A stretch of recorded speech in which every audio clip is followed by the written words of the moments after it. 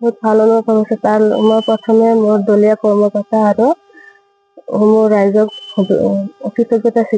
ধন্যবাদ জনাইছো আৰু মোৰ এই জয়যাত্ৰাত মানে সিহঁতে আগলৈ যাতে হেল্প কৰে আৰু মোৰ যিটো মানে টিম তাতে যাতে টিমটো ভালকে বনাই দিয়ে আগলৈ মোৰ লগত যিমান তেনেকে লাগিছিল সিহঁতক যাতে লৈ যায় সেইটো মই কামনা কৰোঁ। আপুনি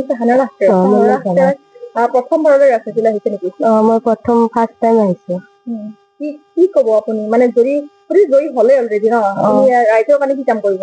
ৰাইজৰ কাৰণে মই চব কাম যিমান পাৰো সিমান হেল্প কৰি যাম। দুখীয়া যিমান ৰাইজ আছে আগলৈ বহু আশা আছে কাৰণে মই ওলাই আহিছো। মোৰ বহুত আপোনালোকে গমেই পাইছে মোৰ এডুকেশ্যনটো অলপ ভালে আছে। তাৰ পিছত মই ইয়াতে আহিছো যাতে মই সেইবিলাক দূৰ কৰিব পাৰো যিবিলাক আশা আছে সেইটো উদ্দেশ্যেৰে মই ইয়াতে আহিছো। আপোনাৰ ঘৰ?